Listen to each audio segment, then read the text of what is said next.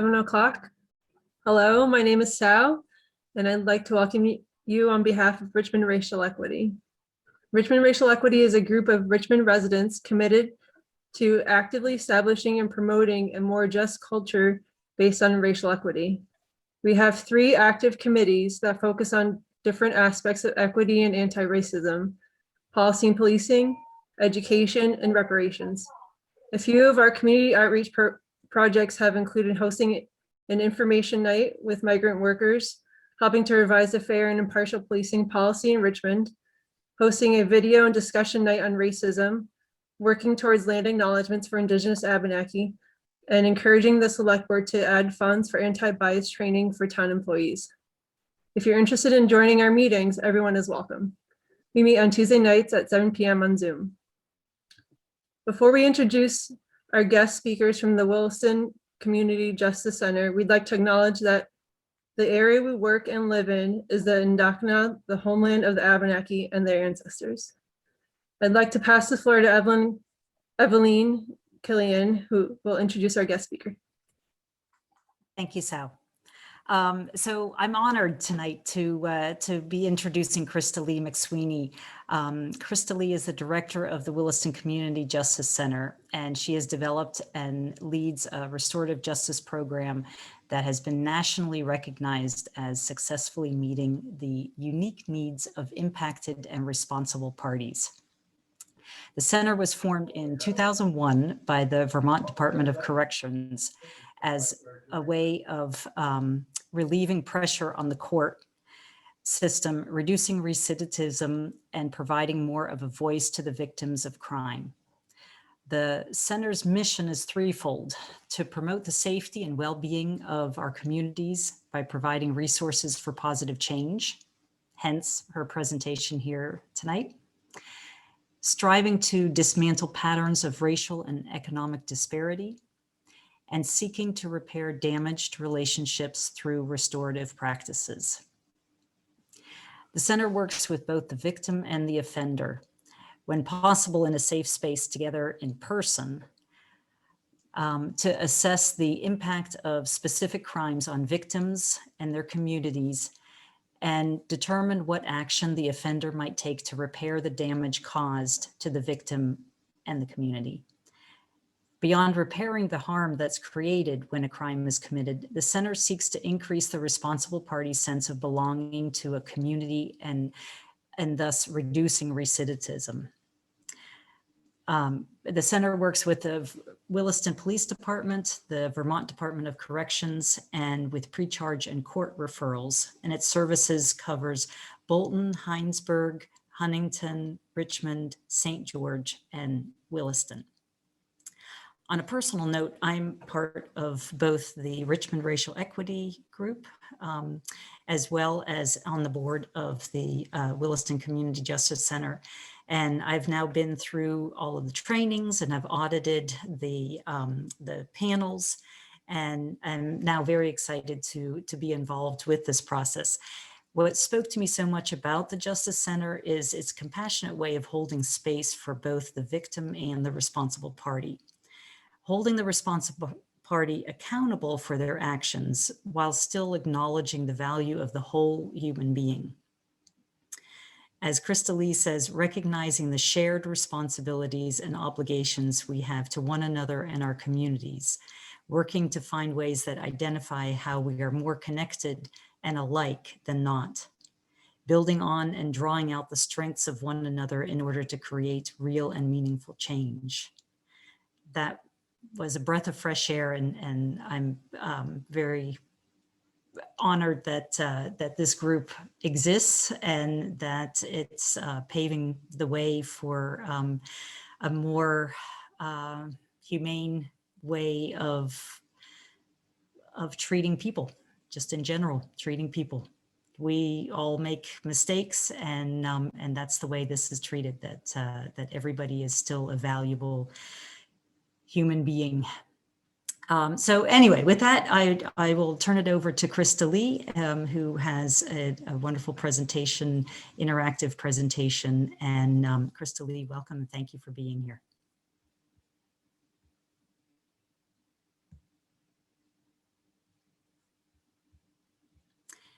Crystalie, you're muted.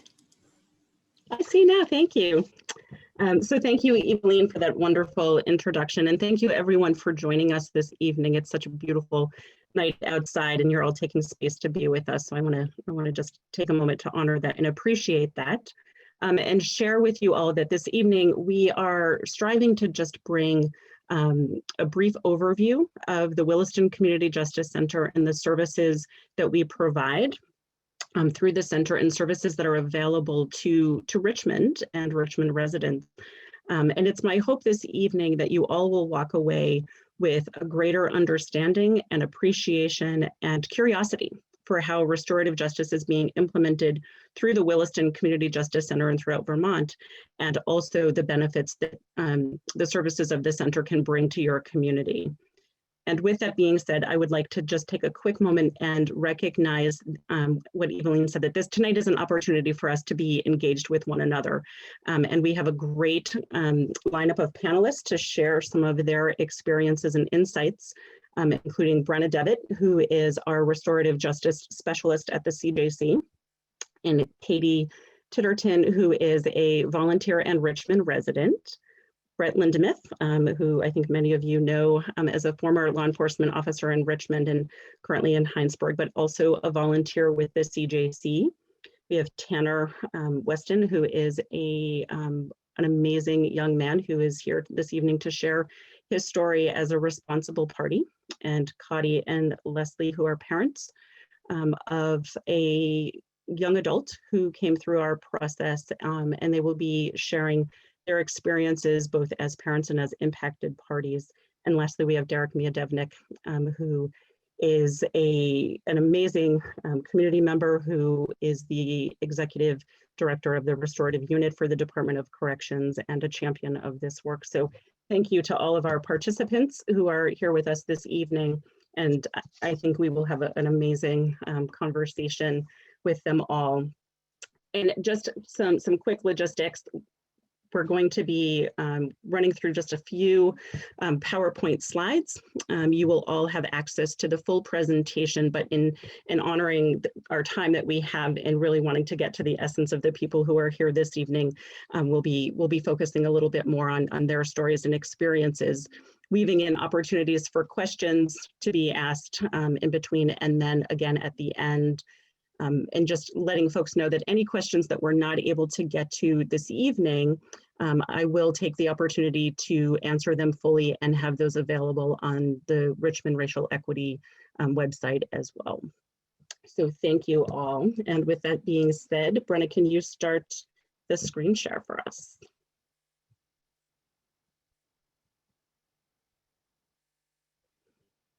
Thank you. All right, so just to share a little bit about the Williston Community Justice Center, Brenna, you can just go one more step ahead.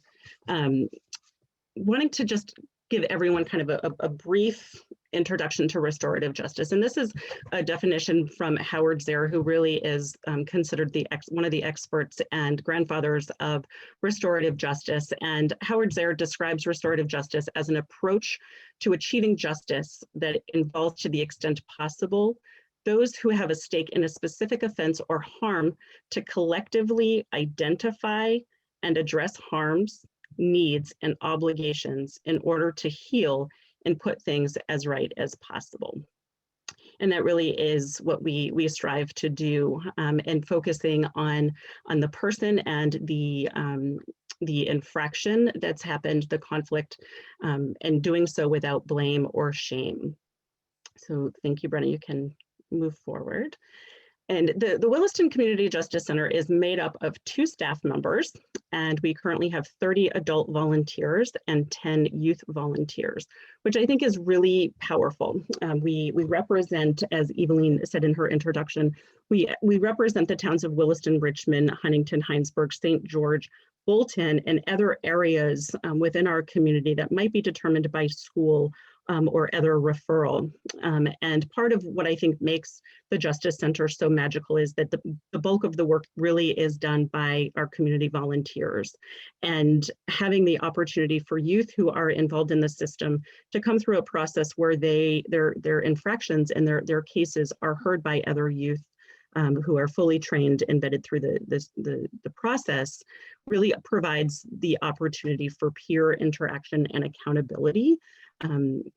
And it's been just an amazing experience to have so many youth interested, and being able to expand our volunteer pool to represent all of the towns in which we serve.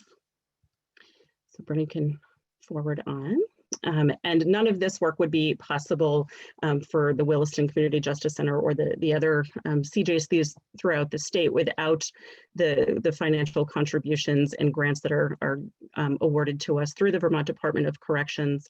And we also do receive quite a nice financial support and in-kind services from the town of Williston and the Williston Police.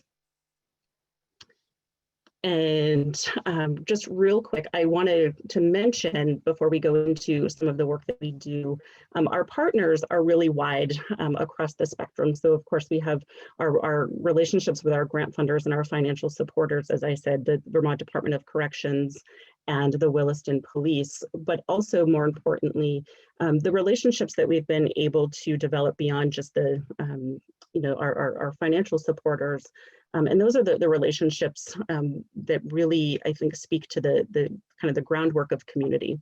And that's with the police departments, that we serve, and expanding over the last year to include the Vermont Sheriffs and the Vermont Fish and Game. And then our additional partners that I think are really unique, to Vermont are in Chittenden County, our state's attorney, probation and parole, the Department of Children and Families, our schools, and our Justice Center does a lot of work with neighborhoods and neighborhood association businesses and other human service agencies.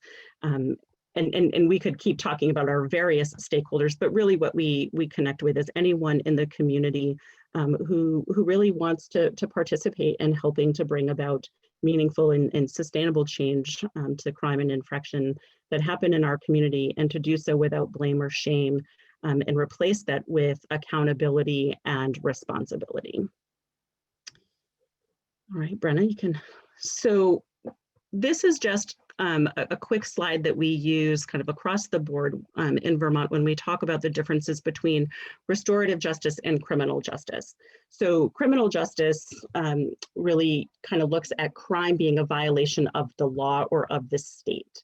And through that process, right, there's the responsibility of the courts to really look at what law has been broken, who did it, and what's the consequence or the punishment that might come with that.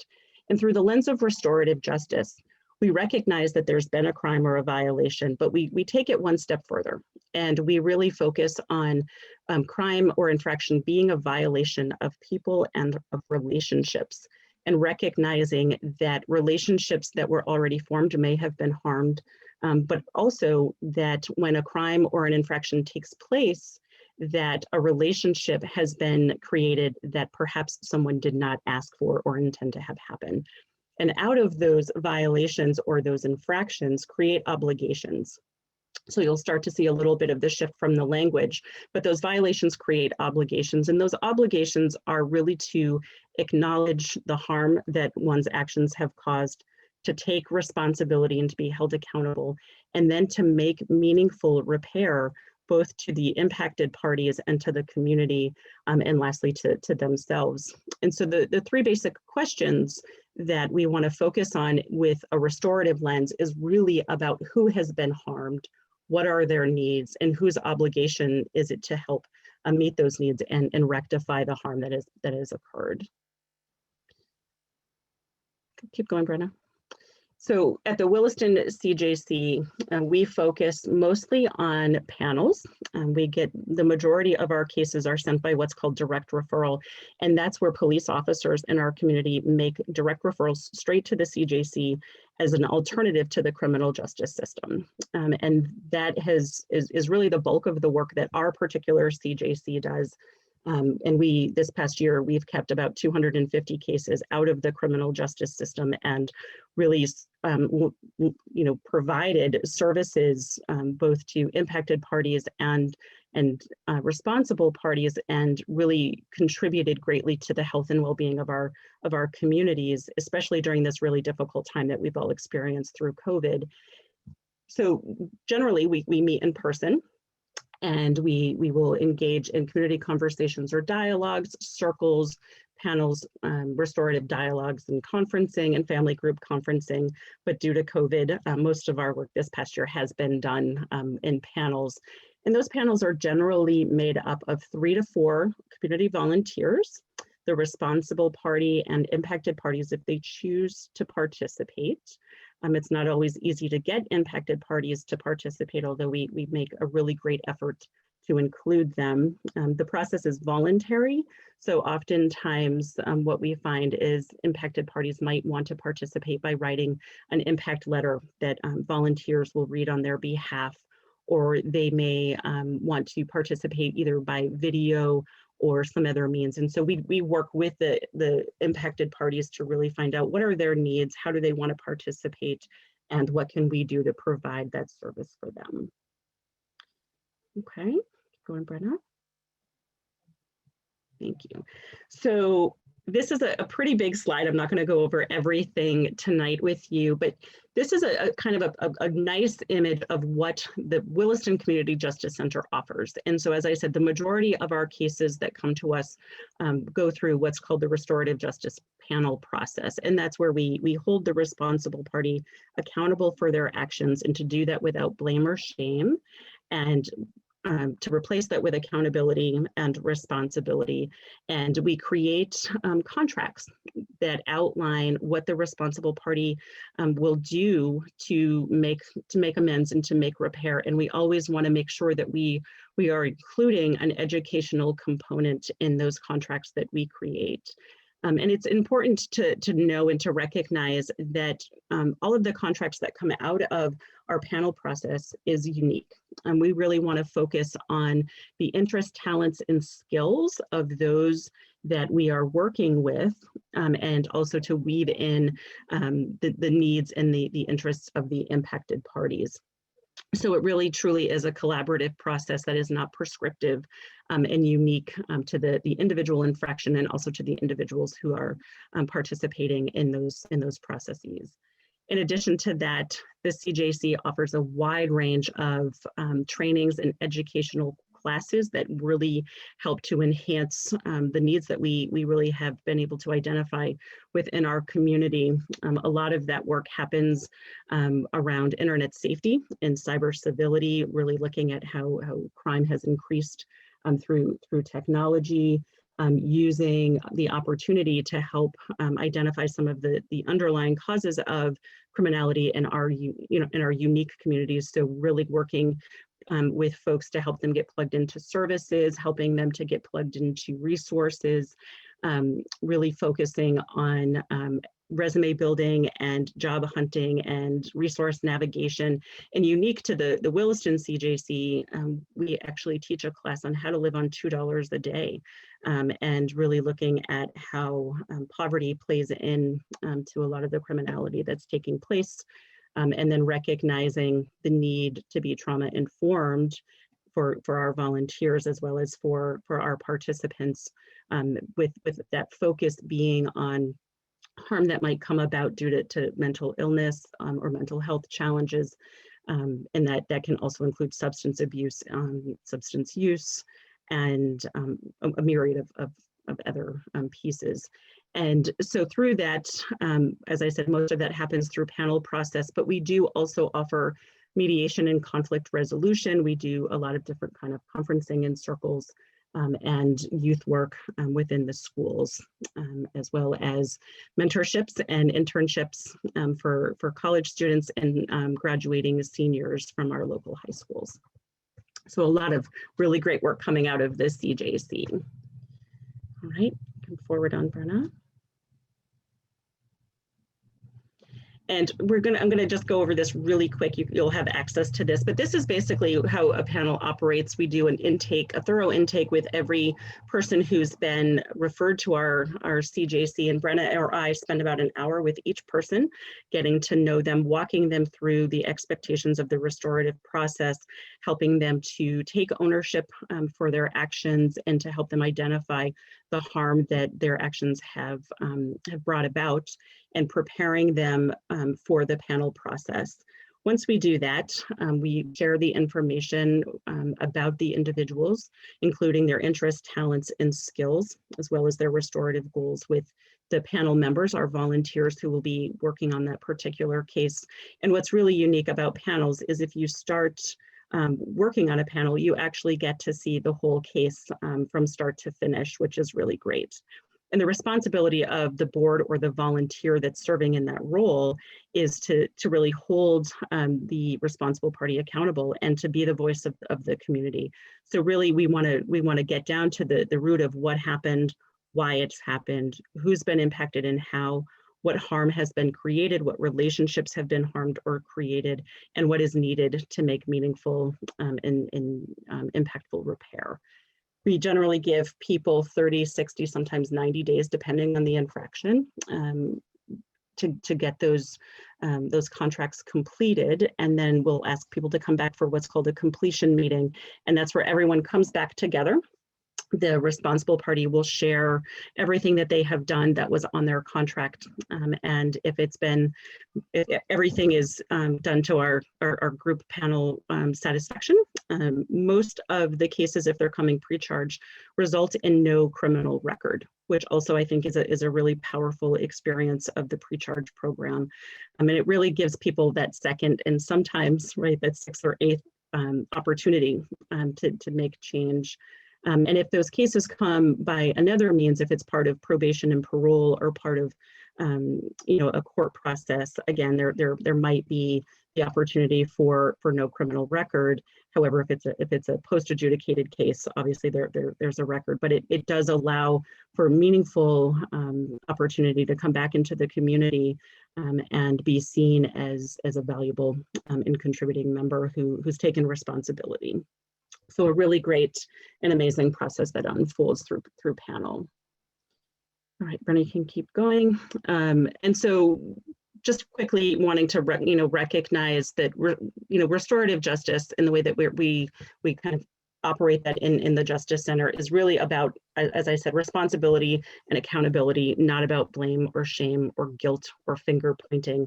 And we want to talk, with restorative language. So really talking about contributions that people have made, negative or positive, wants versus needs, doing with instead of 2 or 4, being curious instead of bringing forward our judgment, bias, or assumptions, and really wanting to focus on the process so that we're coming to resolution and agreement instead of punishment and consequence. And as a result of that, we are really promoting responsibility, accountability, obligation, and community health and wellness. So we can keep going, and really just looking at to the conflict side, which is generally what we see in the adversarial system within the court system, right, where there's a lot of blame or shame, finger pointing, guilt, punishment, and really what that results in are negative labels, poor and low self-esteem, being singled out. And in addition to that, as I think we're all pretty aware, it creates barriers to success. It might create barriers to employment, to housing, and to meaningful relationships and ways to engage in the community. So if we shift that focus to more of a restorative focus and we look at the resolution, right, to an issue, where we're looking at responsibility, accountability, and obligation through making amends and taking it to that next level where the repair really becomes a value, and we really are focusing on membership and ownership and people's responsibility to sewing back the broken fabric of our community. Right. So we can skip this one for now, Brenna. We'll get to that in a few moments.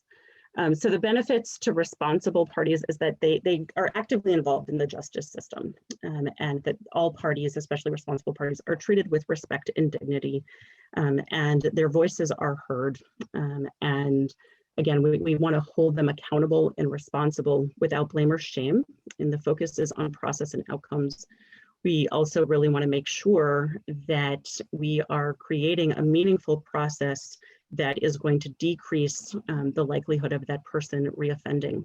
And so part of that is to really get to that story of what happened and why, and what needs or underlying factors are not being met, so we can also direct or help to implement some of those needs that might be contributing to someone's actions. And then, Brenna, if you can move on, the benefits that the process brings to impacted parties, I think is really critical.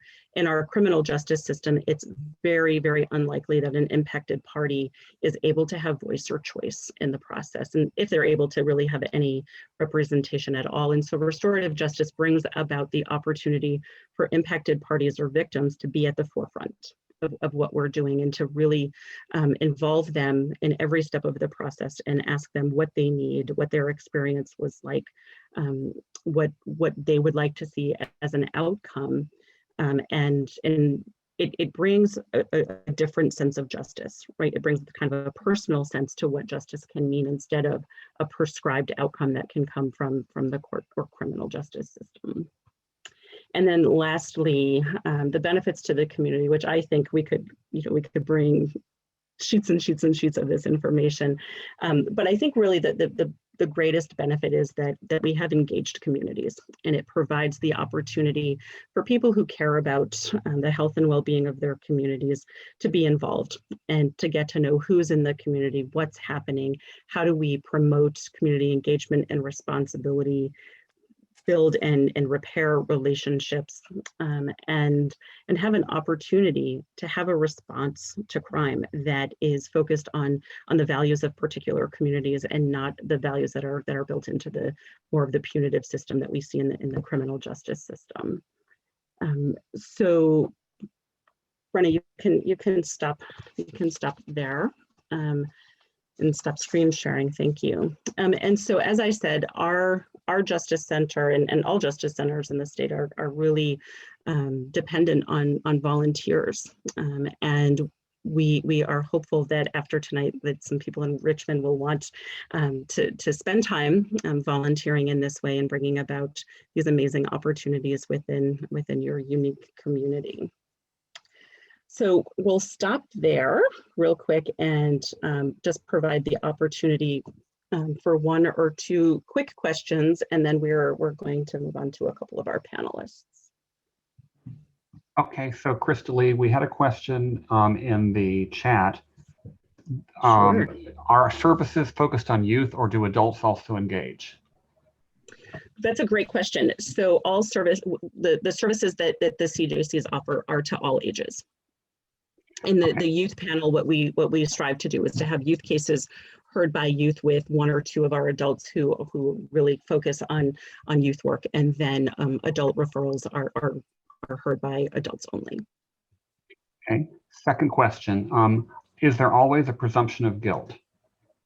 That's an interesting question. So what we focus on is responsibility and accountability. And so depending on the type of case and how that case came to us, sometimes, we want to look at everyone as being an honest and transparent participant. And so what we do look for is for honesty. And we know that a crime or infraction has happened, otherwise they wouldn't have landed with us. But what we oftentimes do within our intake process is we glean, right? We interact with the referring party to find out their story. So we will get a police report and a narrative about what happened, but we also believe that there are three sides to every story. So there's the side of the responsible party, there's the side of the impacted party, and then the police. So we really try to encompass all of those as we work through any sort of situation that comes before us. Okay, we have two more questions and then probably we'll want to move on. Sure. Third question: what percentage of folks who are referred to you are BIPOC? So that's an interesting question. We just started to collect that data, but what I can honestly say is we don't see very many BIPOC cases. I think just based on the demographics of our communities, but hoping that more awareness about this work, that comes about in the work of racial justice partnerships that are forming, that we will see more equitable opportunity. Okay, and last question, which kind of flows out of what you just said. This is from the chat. Do you gather any quantitative data on responsible parties? Income, childcare needs, employment, food insecurity? What are the stressors involved?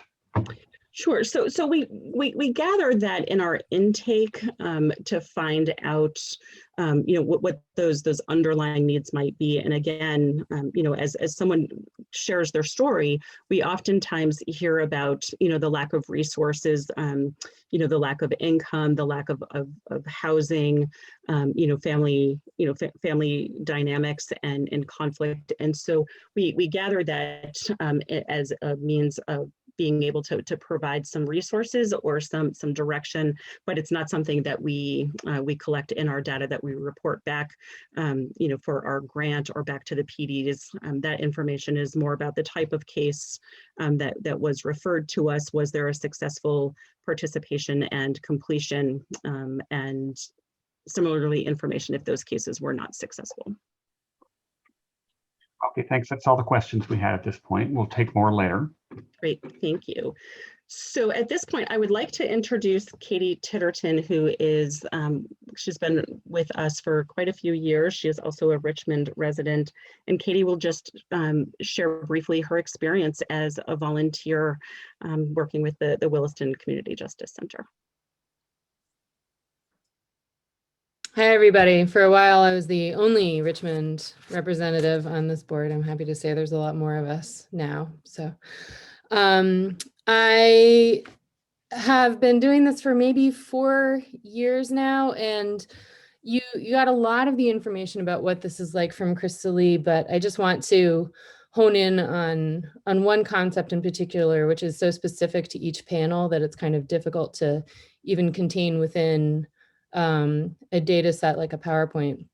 But that's kind of the ability of the restorative process and getting at root causes.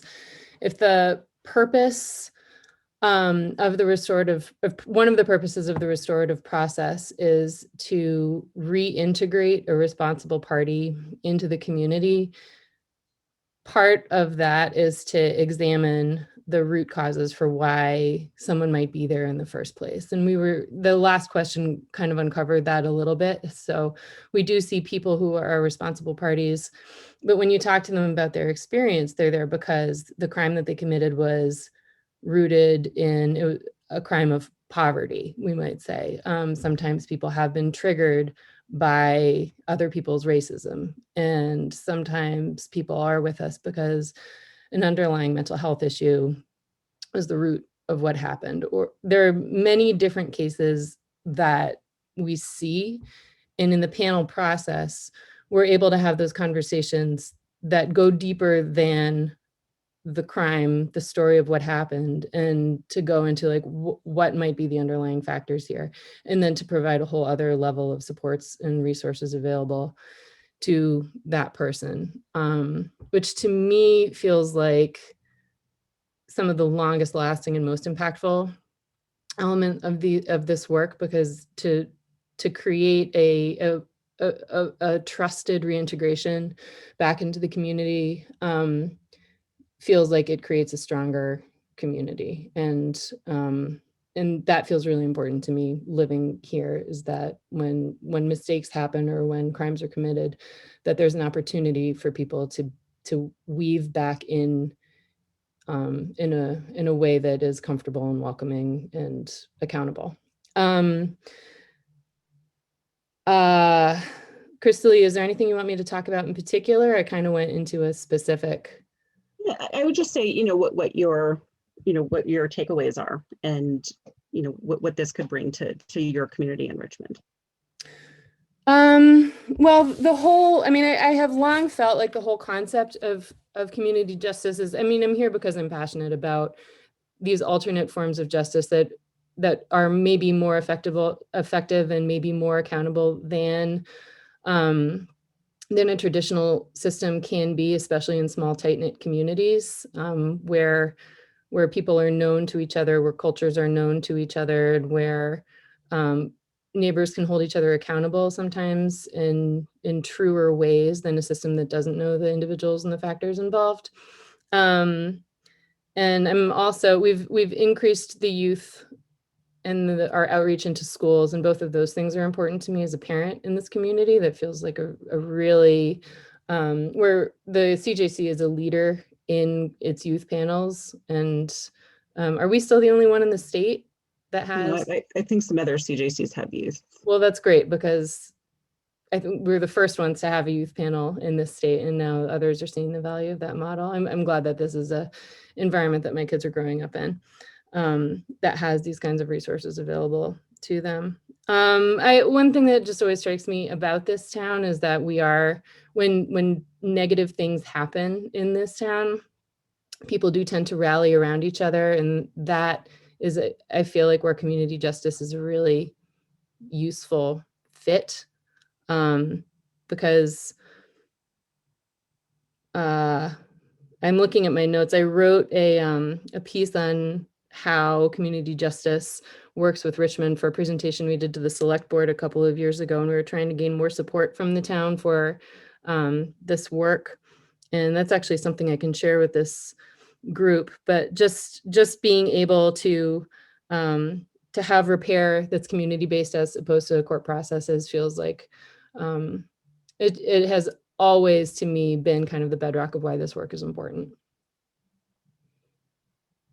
Thank you, Katie. Were there So- any questions specifically? Is there anything I need to answer? I'm just going to go look at the chat here. Okay, I'm good. And I apologize for having to leave early. I'm in charge of bedtime tonight, so I have to go, but thank you very much. Thanks, Katie. All right. And the next person that we have on for this evening to share their experience is Officer Brett Lindemuth. Hi.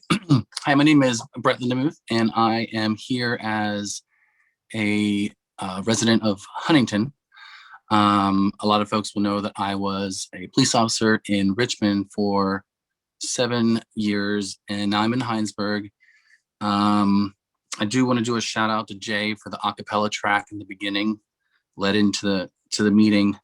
I was something of a lounge singer in New York City a long time ago, and I found out that there were some better looking and better singing folks out there than I was. So I thought I'd be a lawyer, then worked my way into paralegal work, then ultimately became a cop in a small town in Vermont, and here I am. So thanks, Jay.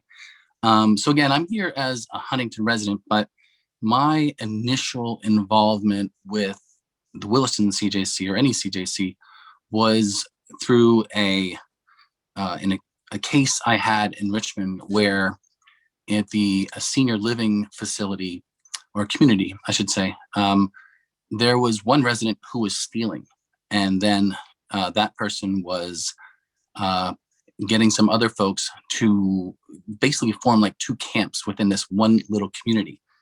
And it really kind of destroyed this little senior living community. And the crime was not, once we had what we needed to establish a crime, was not going to be, it was not going to help this little community. And so then when it got referred, or I referred it, or this experience with the CJC came about, we ended up, Krista Lee ended up setting up this whole experience for a couple days over a couple months where we worked with these people. And so it was much more satisfying. We did a lot of good things there. It was much more satisfying than the traditional community justice model. And we did a lot of good things, a lot more than we could have done with the other model. And I had such a good experience, and I was working with, my former chief, Al Buck, who was very old school. And so it was kind of fun to see someone who was really old school, really enjoying this new model himself. And so we had a great time with that. I also referred one memorable case of a rarely troubled youth who was a tough nut to crack, and did, I believe, a couple panel sessions with Crystal Lee, trying to work her magic and the panel's magic with him. And I just felt like it was really good. I don't know, how much ever he really benefited from that, because his exterior was so hard. But I just thought that it was going to serve him a lot better at the tender age of 15 than going into the criminal justice system for accessory before the fact, attempted burglary, and that kind of thing that he got himself involved in Richmond, which was not normal. So that was my, that's how I came to the CJC. And then earlier, I should say later in 2020, Crystal Lee, we started talking about me joining the board, and I kind of got excited because I like things like restorative justice. And I also like I'm very fond of the community outreach program and all sorts of, new things that we're doing to support or work with law enforcement, mental health, crisis counselors in the field, and social workers in the field, and all this kind of new stuff. I like the new stuff. And I think it's very Vermont. And I think that that's what Vermonters want. And I'm interested in to figure out what that is. So I got onto the board and immediately got into like a 4-week training session, which really was intensive and was a cool experience to help us all learn the process, learn the concepts, but also kind of think a lot about ourselves. And that was deep and really cool. And the thing that still sits with me the most that I talk to people about is just this fundamental idea. Crystal Lee said, criminal justice versus restorative justice. I think in the training materials I read, it was retributive justice versus restorative justice. And that the traditional model of criminal justice, which seems the terms are interchangeable, is really retributive and about getting retribution against someone and not necessarily helping or healing, and certainly has very little to do with impacted parties. So the whole concept of that our traditional criminal justice system, especially for minor offenses, is so retributive is something that kind of haunts me, and I still have to think a lot about that. Being on the board, I think one of the strengths that I bring to the board is actually as a cop, because I'm doing all the same things, or I'm trying to do all the same things and be a good panelist that the other panel members are. But I also know when people are bullshitting other people. And so I can, I like to kind of, and I know it's very important to the panel and the work that we're doing, that you actually figure out what happened so that, the repair can actually be done. And so knowing the law, having experience with, the little tricks and turns that folks will take before they can really be completely honest about something, I feel is helpful. And so I enjoy doing that. I feel I enjoy making that contribution. And then the last thing I would just say is that kind of going forward, I don't know where this will take me. There's a lot, I think, coming down the pike for restorative justice in Vermont that is, new and bold, and I'm looking forward to it. I'm looking forward to it changing me, but I guess it's just kind of cool to say I don't know where this will take me, but hopefully to a place where I can evolve too. And that's all I got. Thanks, Brett. So we'll take a few questions if anyone has anything that they would like to ask. And I can hang around. We have one question in the chat, 2 actually, sorry. What percentage of cases referred results in what you would consider a successful outcome? That's a great question. At this point, in Chittenden County, what we determined actually earlier today was about 70 to 75% of cases that are referred through CJCs in Chittenden County, of which there are 4, really seems to be the general success rate that we're having. And I think that shifts just a little bit due to COVID. There was an increase in cases that came through CJCs as a result of the closure of the courts, and our state's attorney, who is really just a real believer and champion of restorative work. And so we do have some more complicated cases just in terms of the types of cases that have been referred, but I would say about 70 to 75% of cases that are referred end up completing successfully. Okay, the next 2 questions are kind of related. One of them is, why did we only had 1 case referred from Richmond? How can we move our community law enforcement to use that resource? And then kind of a parallel question, are there criteria for what situations can be referred to you? In other words, is there a level or type of injustice that you have to take to the typical criminal justice system? Great questions.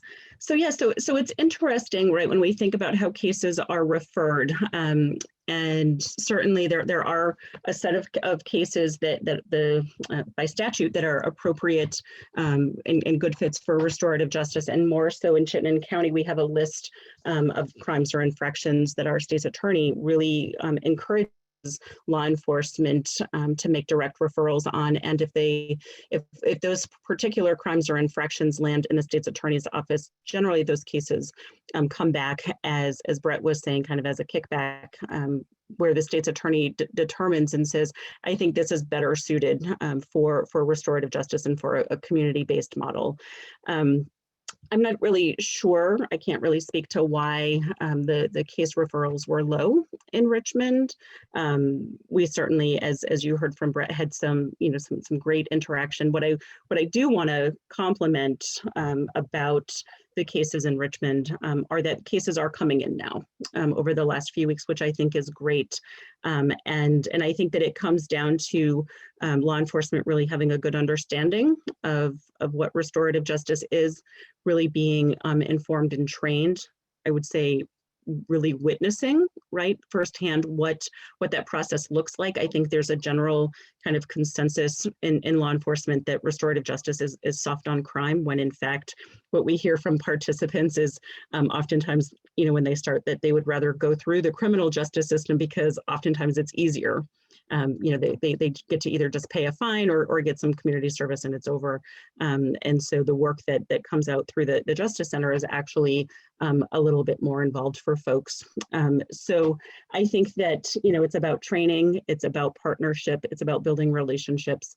And I really look forward to Richmond residents really supporting that work and being able to provide those opportunities to the Richmond PD and to the municipality. Okay, that's what we've got for right now. If you want to move on to the next presenter. Perfect. Thank you. So the next panelist that we have is a young man who I have so much respect and admiration for. He was a responsible party came through the CJC and has an incredible story to share. So I will let Tanner share a little bit about his experience. Hi, so I'm Tanner Weston. I worked with Krista Lee for about a year and a half, very long time, getting through my stuff. I had a lot of stuff to work through. Worked with her about every week, maybe a couple times a week, and there was a lot of stuff. There was stuff that I made mistakes in. I wasn't living at home. There was issues with me getting to see her, and I think that she really pulled through with like reeling me in and helping me, like keeping my eye on the goal. Like she always used to tell me to dig deep. And like, I'll never forget that every time I talked to her, and I just wouldn't budge sometimes. And she'd just be like, you have to dig deep. And I'd take 15, 20 minutes outside and I wouldn't talk to her and I wouldn't communicate with anyone. And I'd just really have to think and like find myself. And I feel I have been through the court system. I feel like when I go there and then I look at what's going on with restorative justice is that they don't give you that time. Like they make that decision right there. And I feel like that really hurts kids my age, especially because that defines our future pretty much. Crystal it pretty much saved my future. I could have ended up having no job. I didn't have to be home right now if it wasn't for Crystal Lee. She helped me through all my stuff, and she just makes people see the bright side of their future and who they are. And I feel like that really, our youth now really needs that. People don't understand who they are, in my opinion, and I think that they just really need to find themselves, and especially with social media and everything that's going on. People they like to like build up their stuff and blame it on other people, and I think Crystal Lee really helped me stop myself from doing that. And I just want to thank her for that and for everything that she did for me. Can you speak a little bit about the restorative process and the volunteers, and then kind of the relationship with Matt Cohen and how that all kind of played into your experience? Yeah, so Matt Cohen is a police officer for Williston PD, and he was actually my 5th grade football coach also. And he came to one of the calls one time when I was struggling, and he referred me to Crystal Lee, and he really helped me through the process. He never left my side, and he'd bring me on ride-alongs, and he'd show me how both sides of the system works, the criminal justice and the court system. And hey, if you do this, it'll end up with this way. Or if you want to work harder and get another chance, you can go to somewhere like this, like with Crystal Lee or another CJC. And then there was Brenna. Well, me and Brenna had a very hard time at first because I did not like talking to new people. And it took a good 4 to 5 months for me to even talk to Brenna. And after I opened up, I realized that Brenna was just a Crystal Lee that wouldn't give it to me as hard as Crystal Lee. And she also very, very much helped me out through all my stuff. And when Crystal Lee wasn't there, or was busy, and I know that Crystal Lee can't always just handle me at the time I wanted to. And Brenna was always there. And then there was Marion. And I called Marion Grandma. She was the person that put a bunch of just warm, fuzzy feelings inside of everyone in the room. And everyone called her Grandma, and it's every time I do something little, like roll my eyes, she'd snap at me, and that's how I operated. If someone didn't tell me not to do it, I would do it. And she taught me very well so that I should watch my attitude and the things that I do. And then there was Bob. Bob was a police officer for a while, and he went to one of my meetings, and I didn't like him at first because of how real he was with me.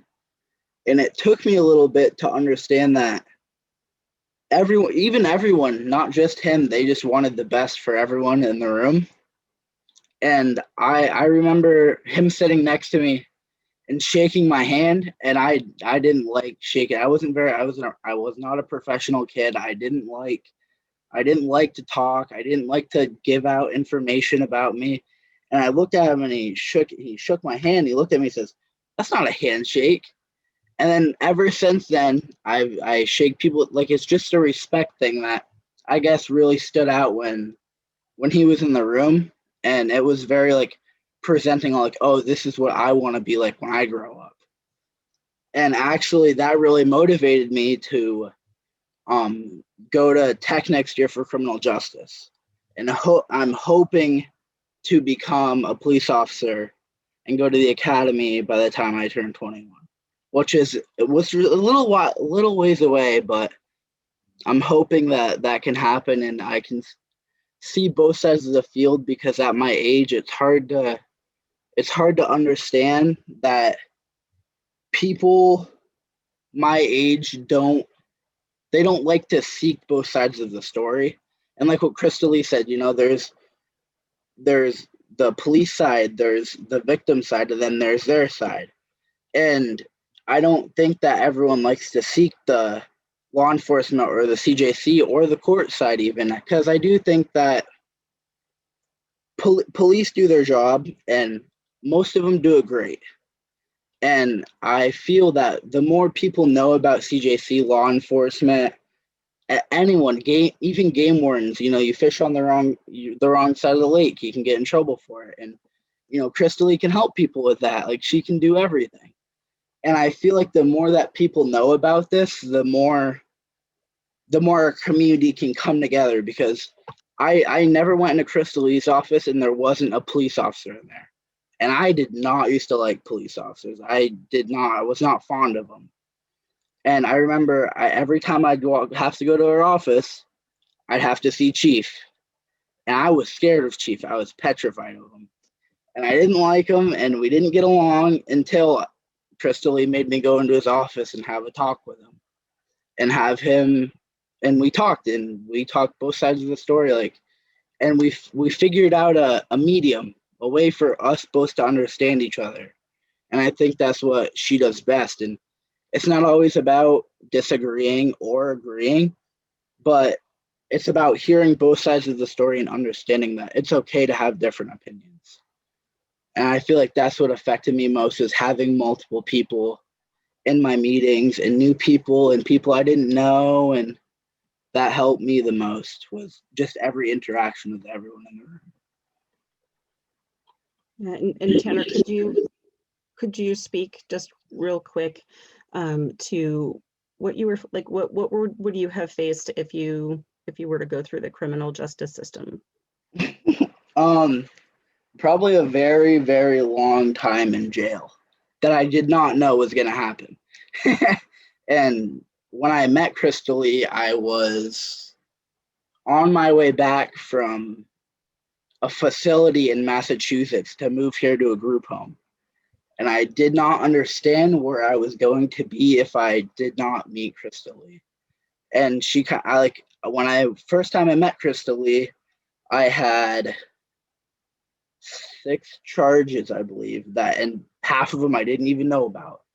And that's the underlying stuff that I think, I don't want to say the system, but it's the system. It kind of hides from you. Like, when I was in facility, I had no idea about that stuff.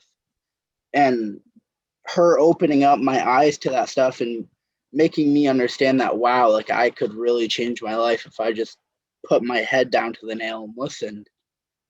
And it just changed me. It changed my whole life. I'm 17, go to school full time. I work 3 jobs. I have a lovely girlfriend that I've been with for a year. I live with my mom. I make time to go hunting. I go fishing. I do what I love. And I feel like that if I didn't meet Crystal Lee, I still wouldn't be myself. And I completely flopped. You can ask Crystal Lee, when I first met her, I'd walk in and I'd have my eyes lowered. I wouldn't talk. I wouldn't do anything. And I've just completely changed, because I don't want to say because of her, but because of what she runs and because of her. Thank you, Tanner. Is there anything else that you want to share before we open it up for questions? No, I think I'm good. All right. Thanks, Tanner. You can blush, Crystal Lee. Right. Okay. Thanks, Tanner. All right. Do we have any questions, Jay? We have a comment in the chat that I'd just like to share. Tanner, you are a very strong and very brave young man. Thank you for sharing your very open and honest story. And I second that. All right. Thank you, Tanner. And I will just add quickly to something that Tanner shared that I think was really powerful about Tanner's experience coming through restorative justice. As he said, he had 6 cases, and they were pretty serious and involved cases that could have landed him in a really different place.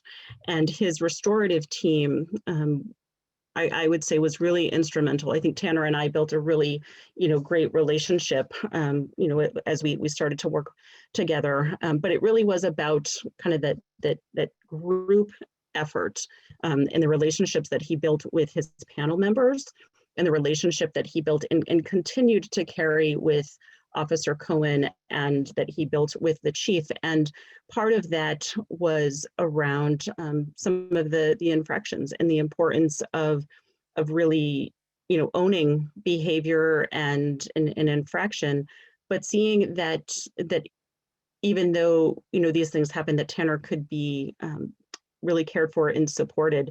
And I love the fact that Tanner and one of his board members, one of his panelists, still stay in contact, and that he carries, a real meaningful relationship still with Matt Cohen and with the chief, and obviously with myself. But I think what Tanner said is really what's true about the majority of our cases, and that is that it's okay to have differing opinions, right? But it's about learning, how do we have those differences? How do we learn to respect and treat one another, with fairness and with dignity? And I think that's, for me, was one of the greatest pieces that I experienced working with Tanner, was seeing him transform from someone who was really involved, with some infractions that could have landed him in a really different place, and watching how restorative justice and the work with the CJC and his team of folks outside of the CJC really guided him, and seeing him transition out of therapeutic school into public school, and seeing, him make really amazing grades and honor roll, and, as he just said, applying to Burlington Tech. And I think that it's a testament to Tanner's hard work, and the support that he received through the CJC, the PD, and those outside supports. So I think it just really highlights some of that power, of the various relationships and players, that can help to transform someone's life. So thank you for sharing your story with us, Tanner. And next, I want to introduce Cotty and Leslie. Cotty and Leslie are parents of a young adult who came through our process, and who is still working with us. And I will let Cotty and Leslie share their story. Hello, everyone. I'll be the spokesperson for us for now. And anyone who's listening, who's a parent, would realize that Tanner just said it all, from how you would imagine a parent would feel from observing Tanner's process. Because we got the call with a number of charges, Tanner, like you did, or somehow you found out about your charges. Well, we found about the charges too. And it was alarming, as a parent, to realize, oh my gosh, the young adult who lives under my roof with me has done all of these things. And it's a tough thing as a parent. However, with the players that Tanner, you described, and Krista Lee, you outlined, from the staff at the Community Justice Center to the board members, the people on the panel, the members of the police department, we developed relationships with people who cared about the young adult that we care about. And it's been, so much of this progress has been based on those relationships. So the role of restorative justice has really been to engage her in acknowledging what she did that was hurtful to other people, other institutions, and to herself, and to engage her in making it right, figuring out why it was so hurtful and what was going to make it right. So for our young adult, it was an experience of learning to take responsibility, of learning from her mistakes, trusting authority, which didn't come naturally, and really feeling that adults cared about her I think that's one big difference, Tanner, between the restorative justice and what you would find in the criminal justice system, is really the adults caring about her. And our experience was one of tremendous patience, tremendous teaching, and respect for the process, because it's taken us a very long time to work our way through all these charges, just like you, Tanner. It's sometimes it takes longer, I guess, than the 30 or 60 or 90 days. So anyway, when I think of the long-term implications, I think that restorative justice, if more than anything, will help keep our child out of the criminal justice system.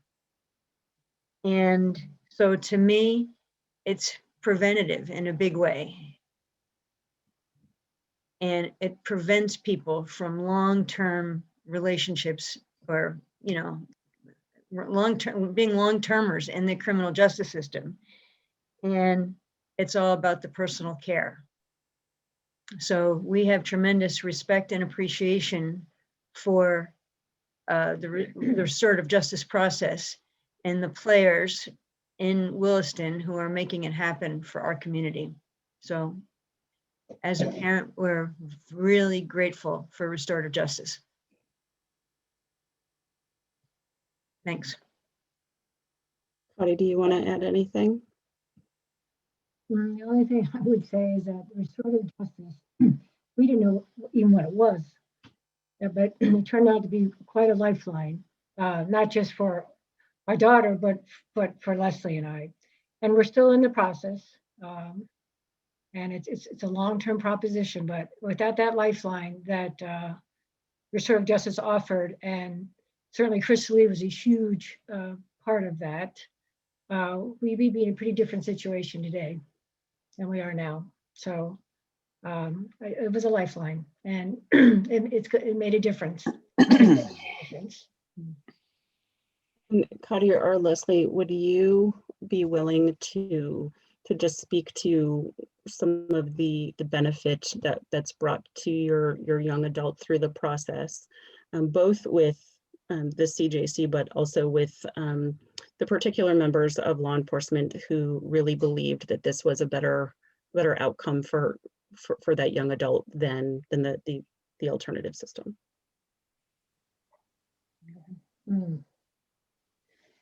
The benefits from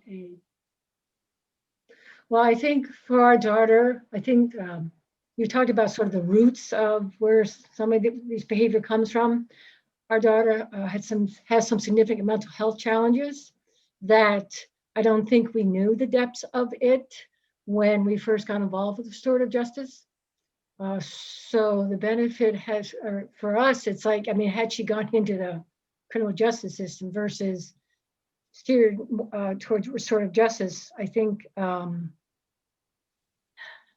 it would have been a terrible situation for her to go to jail versus trying to work through these mental health challenges. That she will have lifelong challenges, but we just didn't know to what extent. So it opened our eyes. I think the one benefit of just avoiding the shame and instead going for understanding and compassion has been a model for our whole family. Mm-hmm. You know, because compassion's not when there's chaos and stress, that's not always the first go-to. So I think that it's been helpful for all of us. Thank you. Do we have any questions or comments, Jay, in the chat? Sure. Patty has reminded me that we were going to unmute the people and let the people ask the questions themselves. So we have questions from Patty and from Christine. So Patty, if you'd like to unmute yourself and ask your question.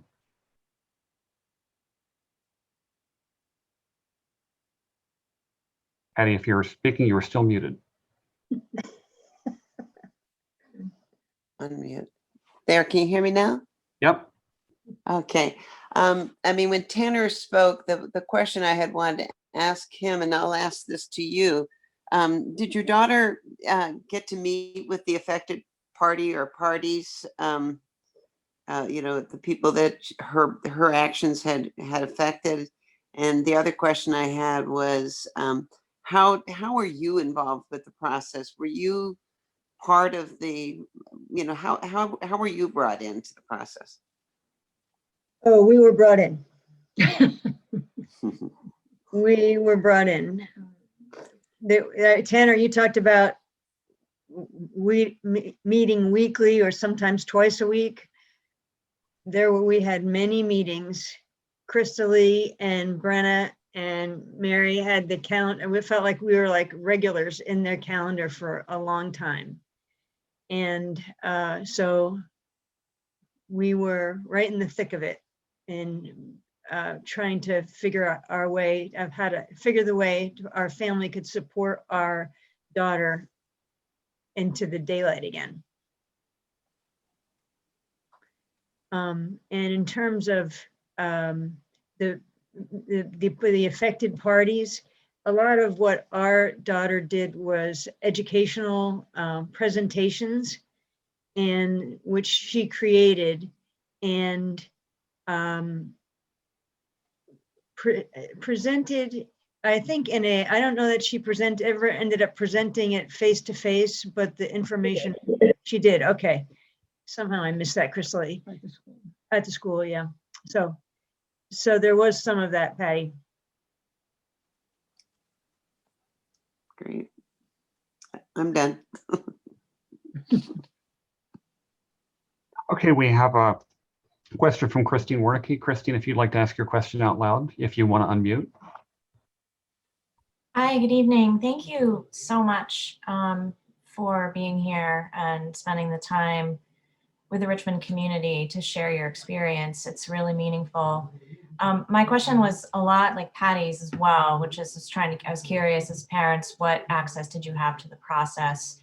And I guess maybe more broadly, maybe in your experience, but then I'm just curious, just for all youth particularly, I guess, maybe others are, what are the conditions of confidentiality for the responsible and impacted parties? Or are there things that maybe the family members, parents or otherwise, I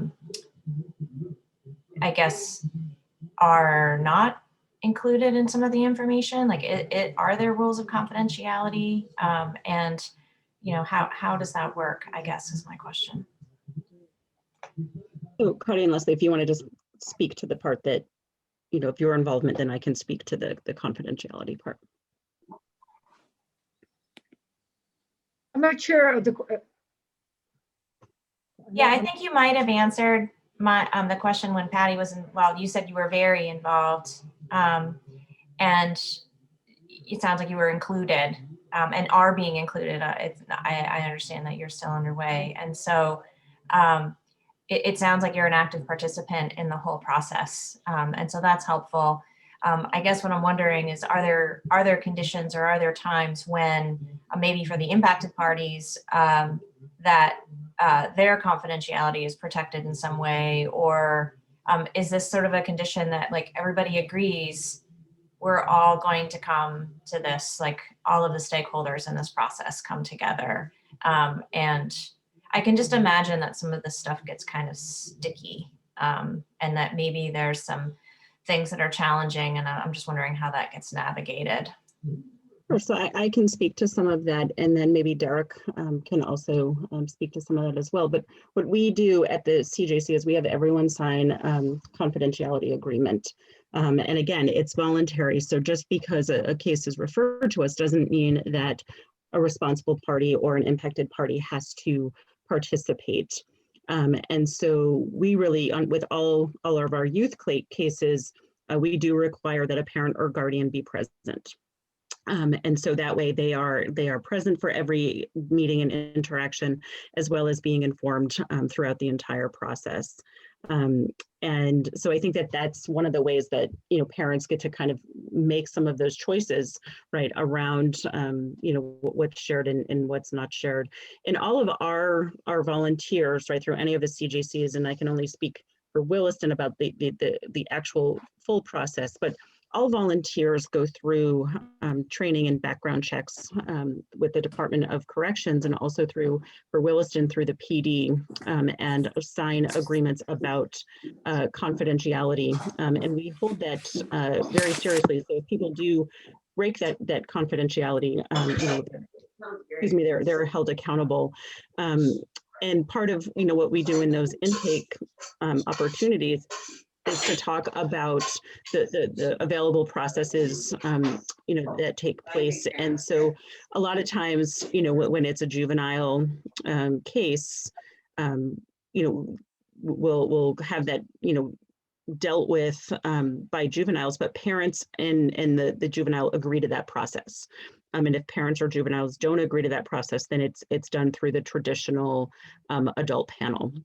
Very rarely do we have a youth or a parent say we don't want that process. It has happened, and we've accommodated that. But there are you know, statutes that protect the right to confidentiality. And one of the ways that we also do that is just the way that we hold our panels and our meetings.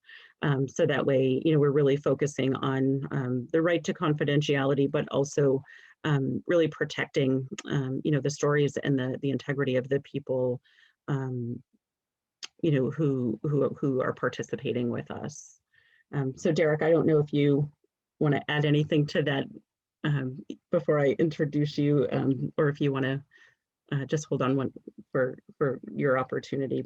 But I open that up, Derek, if there's anything that you would like to add. I'll just try to weave that in and make sure that I try to touch on that on the adult level. Sure. Perfect. Thanks, Derek. All right. Do we have any other questions or comments for Cody or Leslie, or even Tanner? It sounded like someone might have had an extra question for Tanner. I think at this point, we've got a couple questions that are a little more general that we might want to save for the end so that we can make sure that we have time for Derek. Perfect.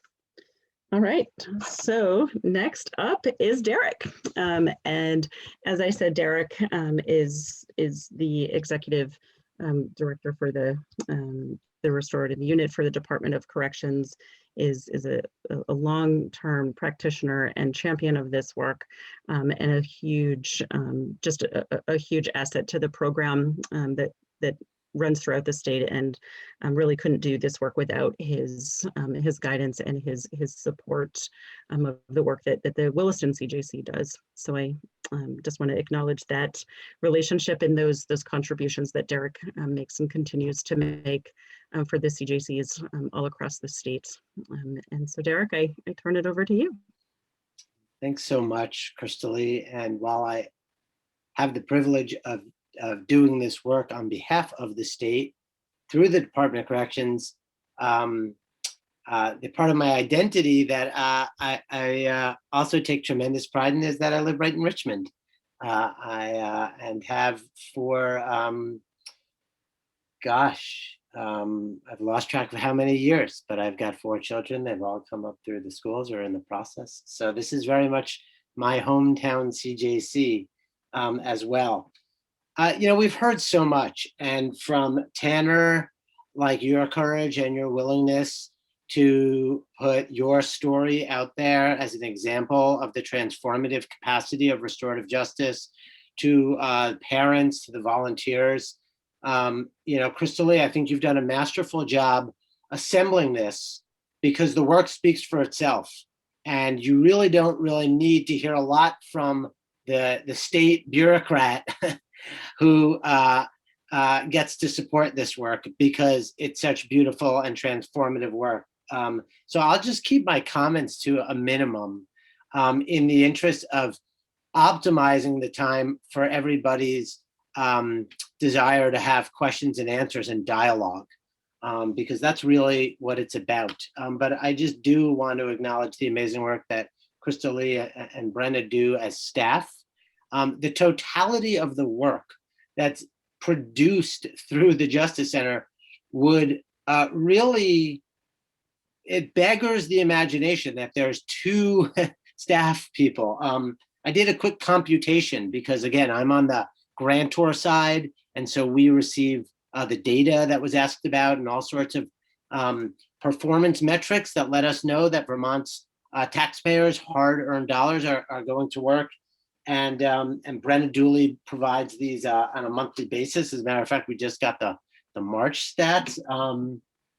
So thank you for that. And this year, probably because of the pandemic, things have probably been a little slower possibly than usual. Crystal or Brenna, you can correct me if I'm wrong. But I counted that of the year to date, there's been 556 hours of volunteer time. If you compute that at this going rate of what kind of volunteer time is valued at, like the federal computation of $27.20 an hour, that's $15,000, 123, $15,123 just in volunteer time. I mention that because that's tangible and that's something that I think people can understand, and that's just the last 10 months. So let's just say that on average, there's at least $20,000 worth of time. And that's been the case for probably at least the past 10 years, if not more.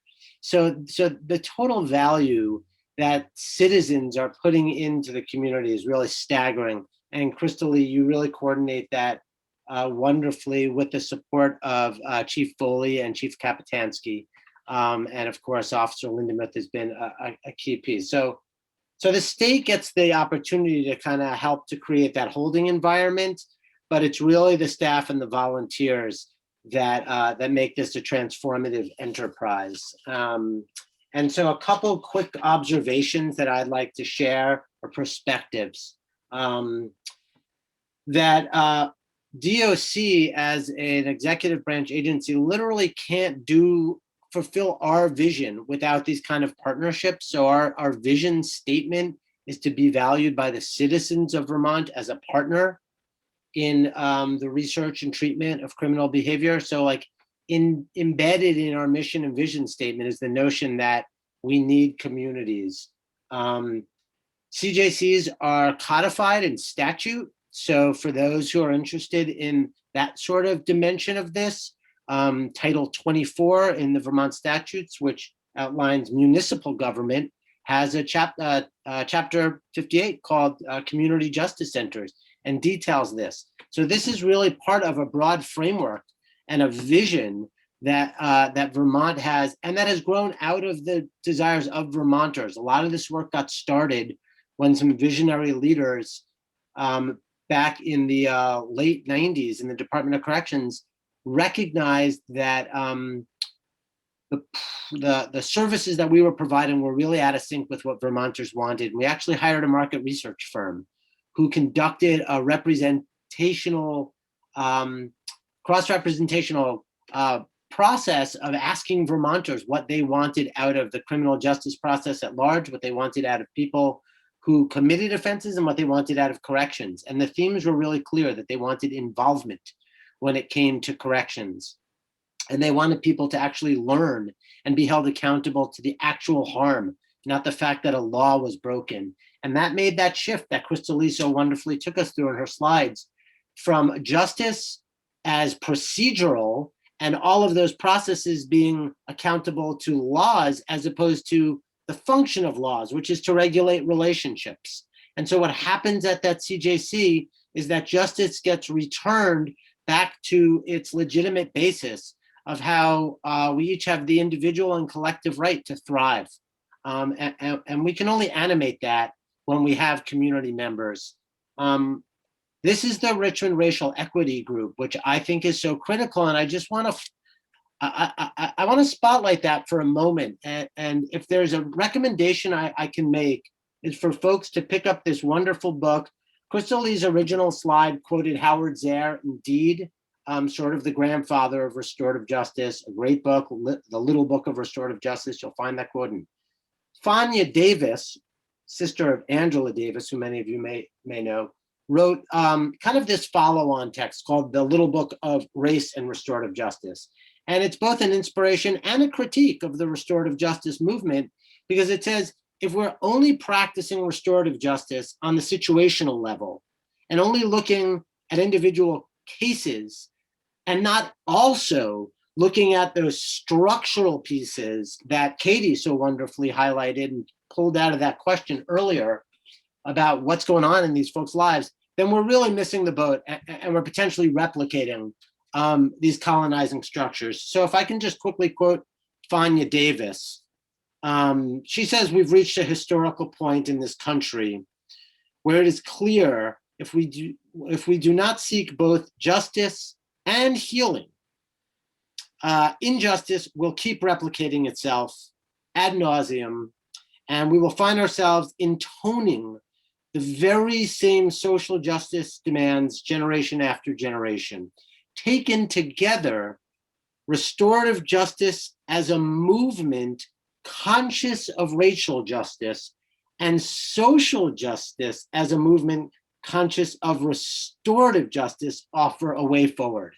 And I feel like that's what this opportunity tonight is in part about, is how can we catalyze the traction that the community of Richmond is garnering through the work of the Richmond Racial Equity Group, and merge that, confluence that, and center it through the capacity and the holding environment that the Williston Community Restorative Justice represents and has demonstrated.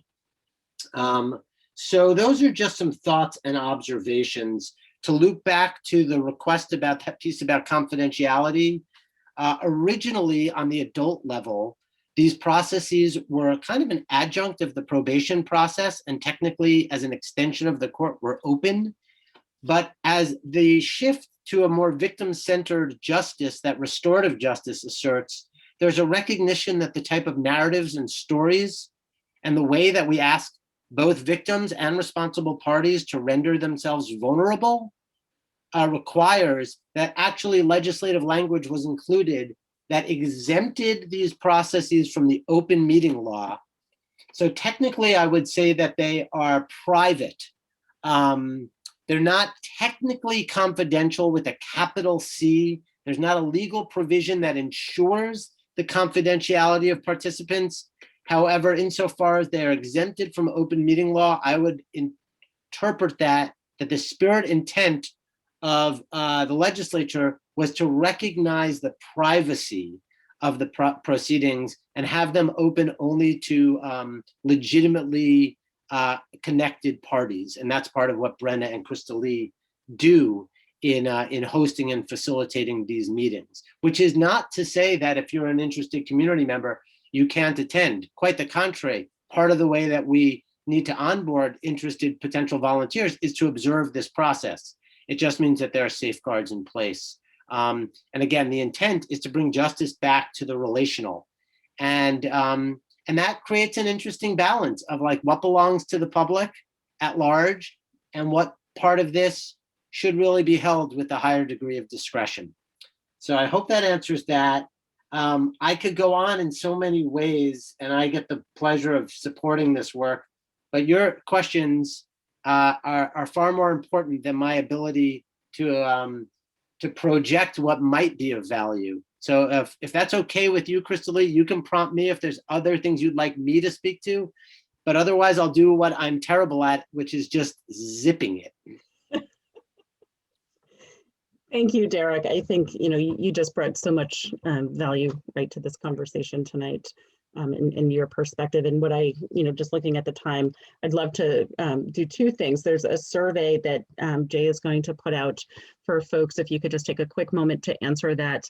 And we have just a few minutes left in wanting to honor the time frame that we have, and wanting to just open it up to questions that folks might still have unanswered or lingering for any of the panelists who we have left. I believe Katie and Brett both had to leave early, but we do have Cotty and Leslie and Tanner, Derek, Brenna, and myself. Okay. I apologize. We had been letting people ask their questions directly, but for some reason, okay, there, I think it's finally working. Scott Silverstein, if you'd like to unmute yourself and ask your question. Yes, can you hear me? Yep. This is a question for Derek, or I guess Krista Lee, if Brett's no longer here. I'm wondering what Richmond residents can do to increase awareness among among all residents of the option of restorative justice and get cases referred to you guys? Like if I'm involved in a situation, how do I know what number to call? Yeah, great question. We are there. You can contact us, directly at the CJC, and that information is going to be provided on the link to the Richmond Racial Equity webpage. And I would just encourage Richmond residents who want to learn more to reach out to us. I think, there's opportunity, as Derek said, to observe. We would be more than excited to have more participation from Richmond residents who are interested in becoming volunteers.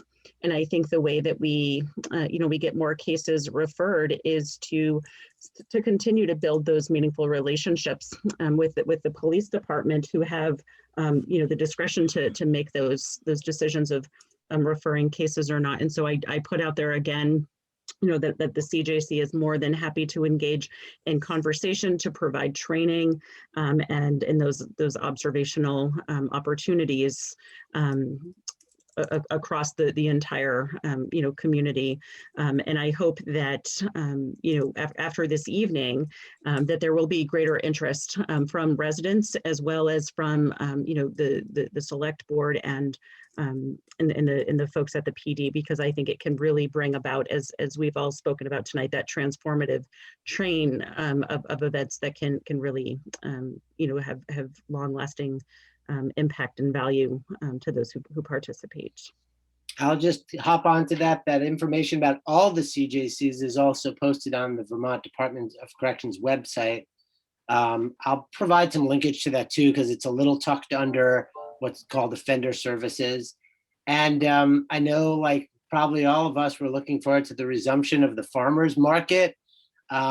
We literally have had other CJCs at time that have done a good job using farmers markets as an opportunity to spread the word. Crystal is always creative and always entrepreneurial. So maybe we can use the, hopefully, that folks coming back out to also spread the word, but we're all ears too. So Scott and folks, yeah, if you have other channels of information that we can push. The CJCs are too well kept a secret. They've been in existence for a long time in Vermont. And yet it's often the case that folks don't quite know that they're there. So, We are almost out of time, but we've got one super duper critical important question. How long is a training program for volunteers? Great question. So we have a mandatory training that is required by the Department of Corrections for folks to participate in, to become volunteers. And that happens currently over Zoom, and it's a total, depending on how we do it, but it's anywhere between 4 and 6 hours of training. And then we do ask that participants observe 3 panel processes so that they really get a good feel for what happens. And then Williston CJC will provide one more additional training just for, kind of more specific pieces around how Williston, does things. And then in that presentation material are the action steps for how someone can become a volunteer. And currently the Richmond community falls under the Williston CJC, and the process for that is filling out a 1-page application that will go to the Williston town manager. Town manager passes that on to me. I reach out, we have a small interview. You might meet with the police chief to just talk about, your interests, and then those background checks. And then all of our volunteers through the Williston CJC are actually appointed to 1, 2, or 3-year terms through our select board. Really, a kind of an easy process. In fact, we have people on a wait list to join all the time, but we're really happy to have that much involvement, and look forward to Richmond residents who want to contribute in that way. Okay, so everybody, we are officially out of time, but I'd like to thank everybody for coming. People are welcome to stay on and continue to ask questions if they have them. We do have a couple more questions. We also have one person who's got her hand raised. Christine, you had your hand raised. Was there, you want to get in one last question here? Thanks, Jay. Crystal, thanks. I definitely plan to follow up with you. I'm the current select board chair in Richmond. I'm really interested in this. This was masterfully put together tonight. I'm so glad that I was able to make it. I know it was a tough night. We have another select board member who is currently in the South fighting for veterans to be protected against burn pits. And then our 3 other select board members are at the annual Water and Sewer Commission. So though they're interested, and I'm glad this is being recorded, and I'm sure we'll get followed up. I guess my comment is listening to Tanner speak, so impactful. Probably like hearing all of the information was great, but just hearing Tanner speak tonight, I think was what motivates me most to try to support more use of this in our town. I guess it's more of a comment than anything. I'm in healthcare, and the healthcare system is set up that like something bad has to happen before insurance covers you, right? Like you have to have an ED visit or a hospitalization or a heart attack, and then we're gonna give you all the help you need to get better and heal. It almost feels like the services, and I listened to Tanner, that the services that you provide could be so helpful to so many youth. And it's like, but we have to wait until they have some sort of injustice or there's a crime or something. I'm not sure if I'm using the right language for you, but it's just more of a comment than anything. You don't necessarily have to address it. And I know we're at the end of time, but it is fascinating to me that I feel like the approach that you have in these panels seem to be so incredibly valuable to the lives and the success of these individuals. I just don't know how to get more of that to people who need it as they're suffering and struggling, but we have to wait until something bad happens.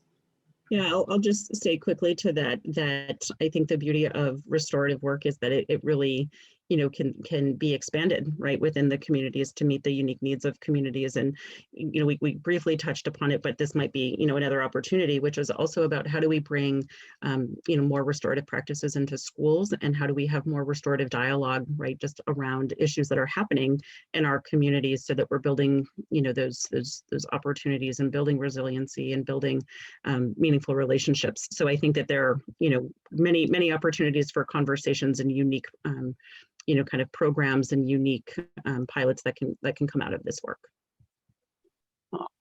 Thank you. And Jeff Forward, Derek and Crystal have agreed that they can stand a little longer. So Jeff, if you want to go ahead and ask your question, you're welcome to unmute. Thank you so much for this evening. This is a very powerful presentation. I think our community got a lot out of it. And I want to thank you both and thank all of the panelists for being so brave to come forward with their story. I saw a film once, I think it was the International Film Festival in Montpelier or Burlington, about the Peace and Reconciliation Commission in South Africa that Desmond Tutu chaired. And one of the things that really struck me powerfully about that was the attempt to try to heal the country through this process, and it wasn't, it wasn't just for the perpetrators; it was also for the victim, and it made the point that the only way that the victims can get to healing is through genuine forgiveness. So that's one thing that we haven't talked about tonight, is the victims. And I think that this process, it seems to me, is just as valuable for the victims as it is for the perpetrators. And I'd be curious about your response to that. Yeah, Jeff, I will share that I am in complete agreement with you. That I do think it's just as important and powerful. And in full transparency, it is a challenge to get impacted parties and victims to participate. we try to, we do reach out to every person that's identified, as an impacted party. But I think that, that's one of the challenges that we're still facing. And I think that all CJCs are facing. And I think that it really, comes down to the need for more knowledge and education about the processes, right? And there's more, right? It's not just panel work, right? We can do those healing circles. We can do those, those more concentrated peace circles. Which extends, right, that idea of what restorative work is. So I agree. I think that we could also provide an additional training just focusing on victims and impacted parties. But I agree wholeheartedly that that the benefits to both sides are really powerful and possible. And I think that forgiveness comes as a potential outcome. I think that it's there are those opportunities, but it's certainly not it's not a have to in order for the process to unfold. I think that it can be a really valuable outcome. We have a hand raised from Gray Beretta. Gray, if you'd like to unmute yourself and pitch in. Yeah, hi, thank you. I was interested in hearing some more about what I heard about the race and restorative justice. It sounded similar to some of the things that I've heard of in talk of transformational justice, and how restorative justice still sounds like it has some level of a relationship with carceral justice, and is there? I mean, what's the difference, as in your words, of restorative justice versus carceral justice, and transformational justice versus carceral justice? Derek, do you want to take a shot at that? Yeah, I'd be happy to try to address that, Gray. So I would characterize that the processes and the paradigm from which restorative justice kind of originates really does represent a departure from our carceral notions of justice. So I actually see it as very much a response. Howard Zare, again, he reflects on the very fact that our criminal justice paradigm has an offense brought by the state against a person, and the victim isn't even really necessarily party to that. And that the very basic notion that the person who was most directly harmed and the person most directly responsible, don't have leading roles in how that story then plays out, and that the accountability is to the codes and the associated punishments. I think that that's that sort of what I think of as that carceral model. And so I would say restorative justice really first and foremost represents a strong departure from that. However, in departing from that, I think that its origins have been more of, I would characterize it as like a situational approach, still based on all these values of support and accountability, but originally not necessarily also holding the value of structural simultaneity. In other words, how can we have conversations in which we're talking about this incident and the notion of individual responsibility and individual accountability, while also looking at the broader environmental, institutional, cultural contexts in which that one act happened. So the way I language it and think about it, Gray, is that it's not so much linked to the carceral framework so much as that it's trying to bridge to the transformative one, and it's grown out of really a response, an anti-carceral response, but that is still, sort of privileged the situational at the expense a little bit historically of the structural. And I think, as many of us know, the pervasive structures that support colonizing and, supremacist, rules of principle or organizing principles of society. They live in those kind of invisible structures. So if you're only ever dealing with the situational, you're not surfacing the structural piece. So now I think we're trying to literally make space in like the grant that Crystal Lee Center will be receiving from the Department of Corrections. The language in it literally speaks to how this process should seek to both deal with the situation and the repair and the obligations and the needs, while also asking about, hey, what does it mean for you to be what's your experience been of being a community member here? What did you need that you feel you didn't get? What do we need to know as a community to have a policy informing loop arc that attempts to transform those conditions? Does that resonate for you, Gray? Yes, thank you. I think that I see that the description of transformational justice being kind of that restorative justice is a bridge towards transformational justice. Yeah, and I would definitely say away from a carceral framework on a lot of levels. Philosophically, just on a pragmatic level, we are deflecting. So the majority of the cases that Crystal Lee sees, Crystal Lee, tell me if I'm wrong about this, are from folks who, because of this restorative capacity, are not even formally, they're not placed on probation at that point. The majority, some are. So again, it's the fancy language that sometimes we've used is called the sequential intercept. Don't worry about that. The point is that how many off-ramps can we build to keeping people diverted off the highway of criminal justice and incarceration? Because once you get on probation, you have terms. And once you run afoul of one of those terms, there has to be a consequence. So we're actually trying to avoid ensnaring people in that net. Mm-hmm. Mm-hmm. Mm-hmm. Great, thank you.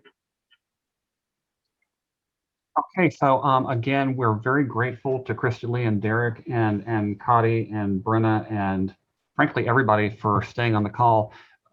We are over time, but I wanted to do a couple of things. One, I did pop up the poll results, and I agree with what Patty Brushett said in the chat. I think it's very clear that of the people on the call, which direction we want to go. This is not everybody in Richmond, but there's certainly, of the people who cared to come, we would very much like to see the town of Richmond become more actively involved with with a restorative justice framework, that we'd like to see the police and town officials be trained, that we'd like to see this in the schools. And the thing I'm very heartened by is the number of people who are either very likely or somewhat likely to want to engage and become a volunteer. Because I know, as you said, you've got a waiting list, but as those people do get trained and as more people avail themselves of your services, you will need more volunteers. So if you'd like to comment on that.